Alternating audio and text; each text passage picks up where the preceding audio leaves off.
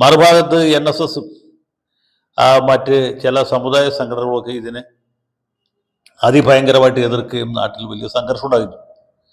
ആദ്യം യുവതി പ്രവേശനത്തെ അനുകൂലിച്ച BJP പിന്നീട് പ്ലേറ്റ് മാറ്റുകയും ഒരു കാരണവശാലും ആചാര ലംഘനം അനുവദിക്കാൻ പാടില്ല എന്ന് വാശി പിടിക്കുകയും കോൺഗ്രസ്സുകാരും ഏതാണ്ട് അതേ കൂട്ടത്തിൽ തന്നെ കൂടി. അങ്ങനെ പാർലമെന്റ് തെരഞ്ഞെടുപ്പ് വന്നപ്പോൾ LDFന് വലിയ തിരിച്ചടി ഉണ്ടായി, UDFന് വലിയ വിജയമുണ്ടായി, BJPക്കാർക്ക് തല്ലുകൊണ്ടത് മാത്രം മെച്ചമായി. അതിനു പുറമെയാണ് സുപ്രീം കോടതി നിലപാട് മാറ്റിയത്, പുനഃപരിശോധനാ ഹർജിയിലേക്ക് പോയി. അങ്ങനെ നവോത്ഥാനം അമ്പെ പരാജയപ്പെട്ടു എന്ന് വേണമെങ്കിൽ നമുക്ക് പറയാം.